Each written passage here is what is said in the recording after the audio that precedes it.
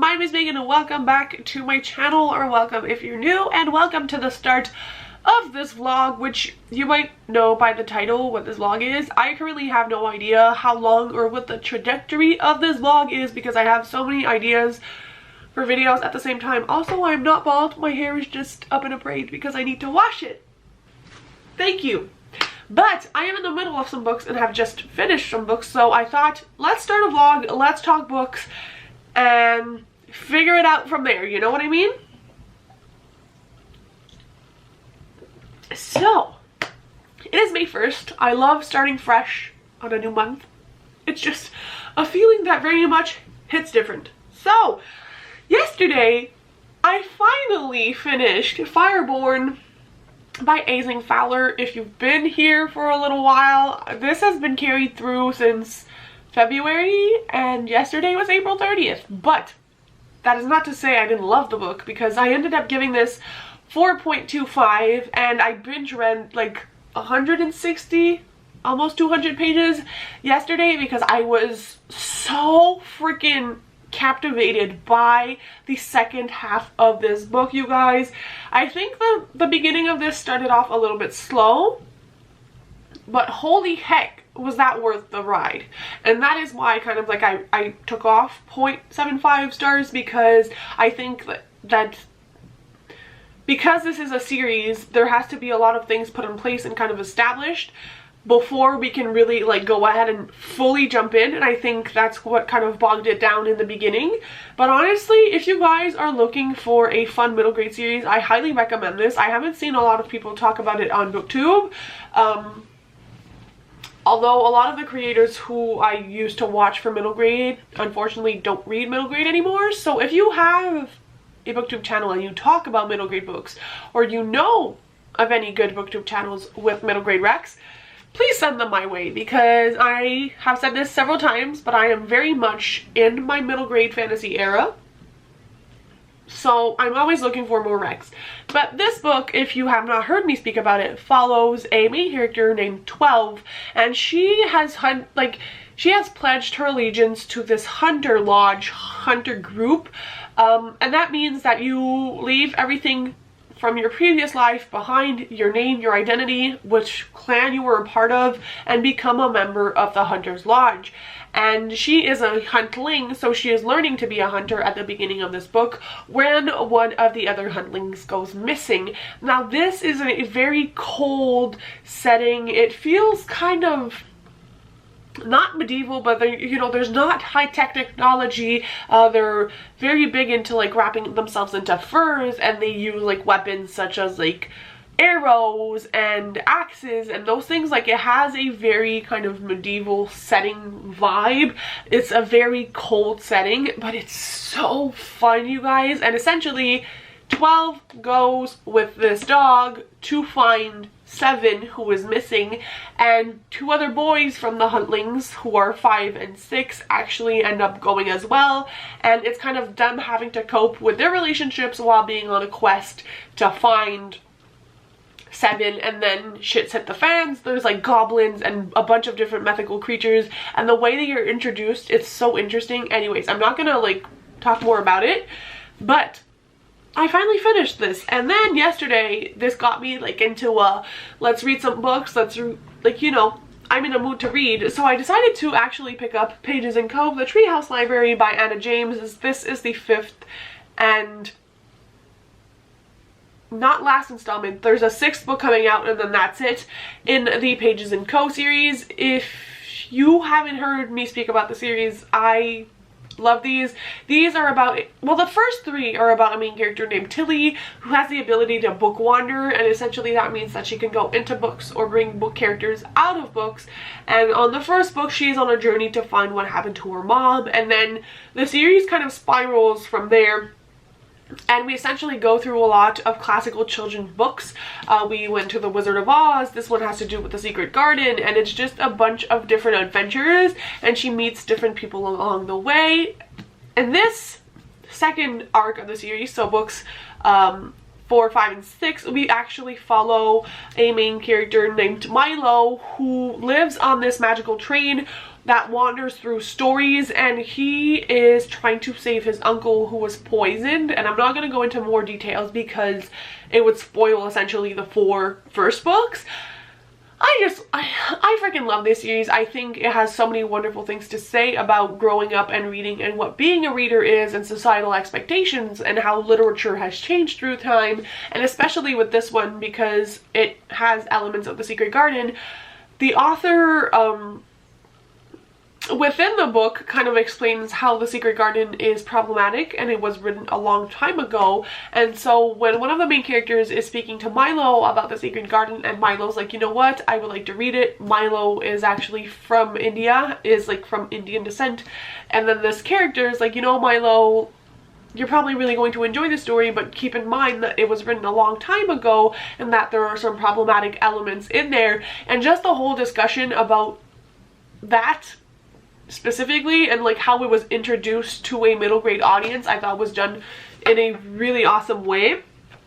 So I am currently 236 pages, so I'm about 60% of the way through the book. I am listening to this via audiobook as well because the audiobooks are freaking fantastic, and I have like just a little over an hour left, so I'm planning on finishing this today, and then maybe we will pick up a book from the May TBR, which if you have not seen, I brought back Candyland, so I'll leave that in the cards for you guys. But these are the 3 books I currently have on like with me because I'm still waiting on Skandar Book 2, Skandar and the Phantom Writer, and as well as Happy Place by Emily Henry, which should be here this week.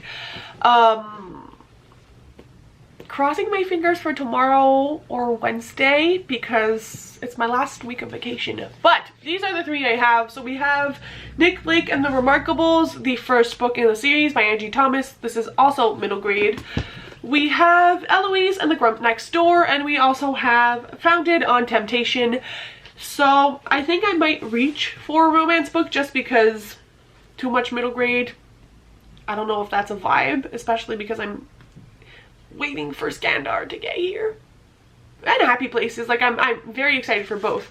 So it's probably going to be something within here that we read next if they are not chosen for another video I have in mind. But that's enough talking for me now. Stay tuned for more entertainment.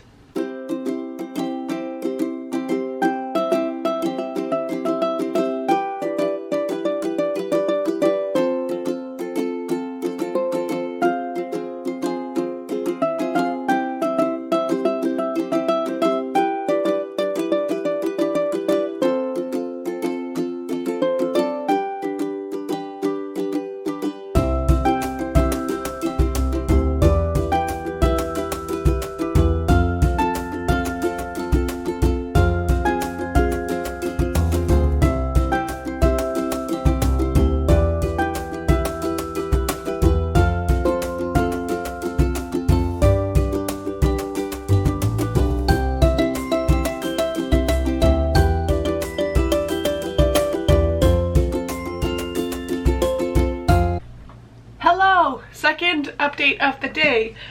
I did some of Steph's Patreon sprints, and then I took care of my bunnies, some laundry. I was a responsible adult, but I also finished this and was working on my word puzzles while I was listening to the audiobook. As I mentioned the plot of this already, I'm not going to talk too much more about it, but I did end up giving it 4 stars, and I definitely think it's one of the strongest in the series.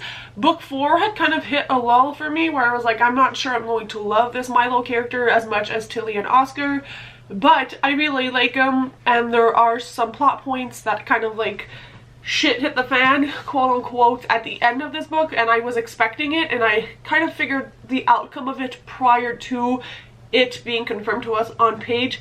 It's a middle grade book, so it's not like a miracle that I figured this out, but you know, pat on the back to me. And that makes me very excited for book 6, and I am going to be both sad and really happy when it comes out, but God, I wish I could have an arc of that last book after that ending. So a solid 4 star. I think it's definitely like my first or second in my ranking of the series. If you have not picked this one up yet, highly recommend. So yeah, I've been enjoying some puzzles as well, but I still want to pick up like another book from my TBR, but the thing is, I don't know when Skandar and Happy Place are coming in, and like what if I just want to drop what I'm reading and read one of those. But these are also pretty short, so I might try to read start one of those this evening. This one is really calling my name, but that would be like 3 middle grade books in a row. Who am I? But yeah, those are the updates. I'm also going to continue with my audiobook reread of Listen to Your Heart by Casey West. It's probably like my 6th reread at this point because I'm feeling a little bit anxious. And what do I do when I'm anxious? I read that book. That was all my update. Goodbye.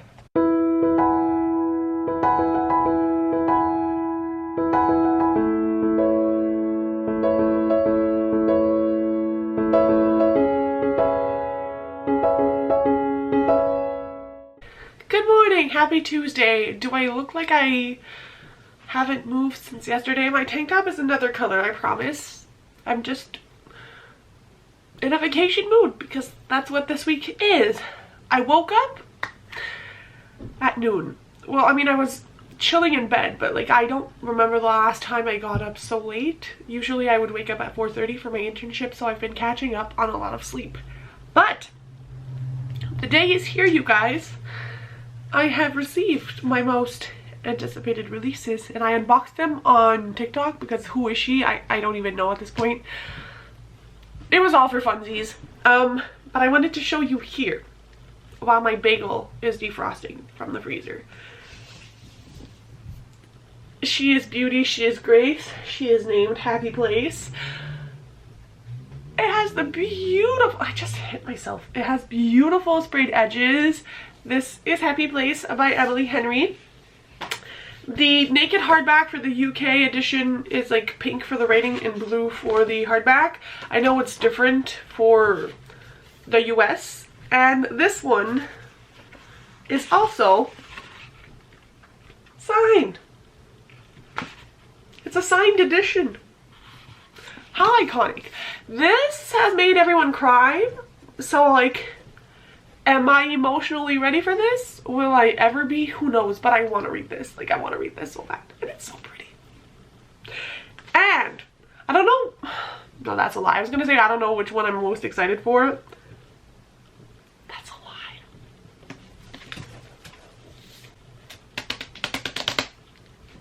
You guys, it is here. It is here. It is here. And my audiobook also dropped today because it is the release for Skandar and the Phantom Rider in the US. But this is my pretty Waterstones exclusive edition, which did not cost more than the US one. So like, also this cost less than if I would have purchased it in the US, just saying. My baby is here. It can join my excessive collection of Skandar. It has the blue theme because this one represents the water element. And oh, you guys, she's truly the most iconic middle grade series. Like, for the aesthetic of it, like, excuse me, it's so pretty. If you have not seen my edition of Skandar, it's the same, but like, it's the first one is red and it has the fire element. This one is water, and it is also signed because, oh my god, apparently even my cat's excited. So those were the updates. I'm not sure if I'm gonna pick one of these up today or pick something else up and give myself time to like just marvel in the beauty of these books, but know that I own them. And I'm so excited I gave myself a headache.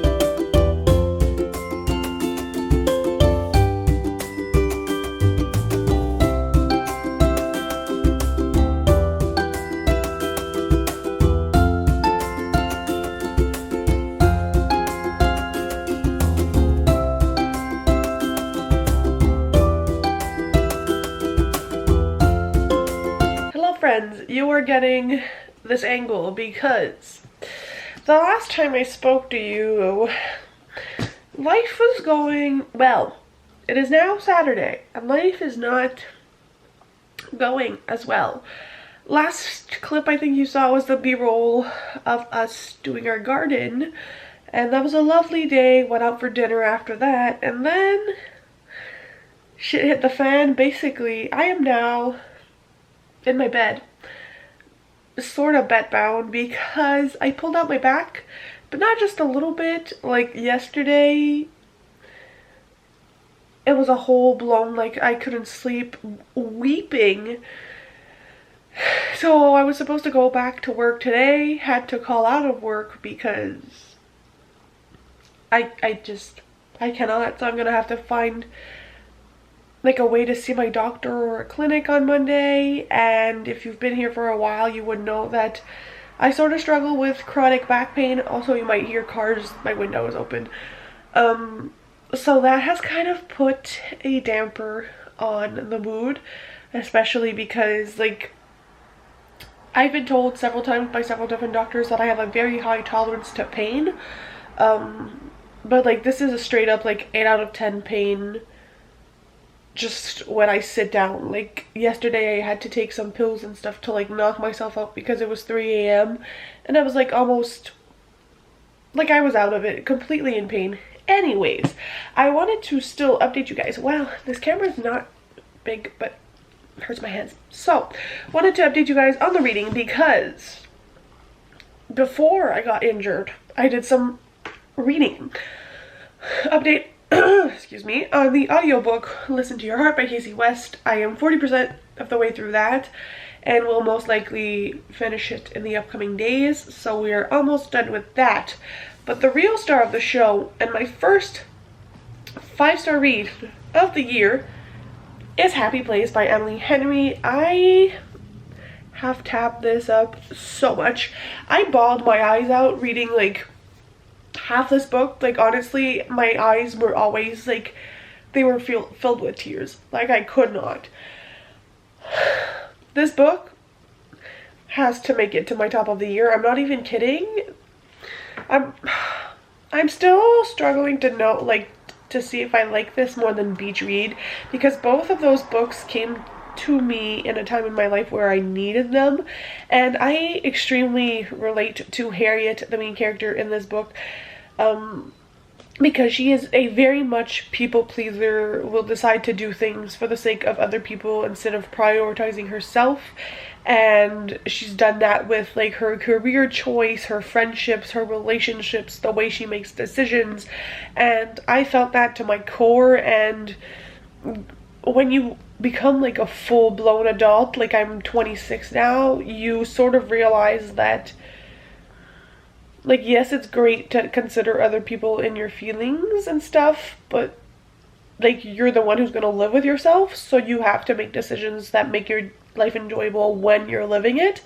And that was very emotional for me. The main male character in here, which is Win, I absolutely adored him, and he very much makes me think of one of my good like male friends. And the way he's described, his way of thinking, the way he makes decisions, just his entire vibe was very reminiscent of someone I know. So it was very interesting to see like the similarities and how real Emily Henry's books are, that you would like compare them to actual people in your lives. And I think the exploration of what it means to have friends in your 30s and like late 20s or early 30s, I'm not really sure how old they are, I don't remember, but just how you have to make changes to your friend groups and the expectations you have of each other, because it's not as easy as when you're in college and you like don't have as many responsibilities and you're all living together. And I really liked the element of flashbacks to like her happy places and like the real day and like the dynamic between those two timelines. Honestly, I have nothing bad to say about this book. I sobbed at the end of this, and I'm so happy I have this pretty edition. 10 on 10 would recommend, 5 stars. So It also made me very reminiscent of old friends, and I found this lanyard I was given to a friend that we mostly spoke to each other, like we spoke every day for like 3 years while this specific friend was in like Canada, because he's from the US but was in Canada for work. And I don't know, this book very much made me think of that friendship, and then I found that lanyard and I was already sad, so I was kind of like in my feels. So yeah, highly recommend. I will not take any criticism on this book. And then, because I was an emotional mess, I decided to start Skandar and the Phantom Rider. I am 60 pages in, and excuse me, like, could we take a second for my bookmark? It's a freaking unicorn. And this is like 10 out of 10, a 5-star prediction. This is going to top Skandar, like the first book in the Skandar series, without a doubt. We are 60 pages in and I'm fully immersed, and the author decided to bring in another sort of perspective in this book, and I'm already on the edge of my seat. Like, we opened the book with that perspective, and I was like, oh no, like shit is absolutely going down. I can see it coming a mile away, and I'm here for it, but I'm also scared to be heartbroken. But like, we jump into the action right away, and the author finds really nice ways to kind of remind us what happened in the previous book so that we're not lost while reading the sequel. And honestly, I'm having a grand old time. So this week I finished Fireborn, The Treehouse Library, Happy Place, got 40% into Listen to Your Heart, and 60 pages into Skandar. So yeah, I look like a little egg.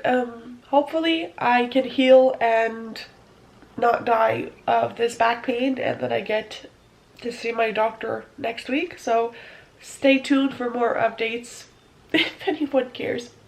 Bye guys, happy reading.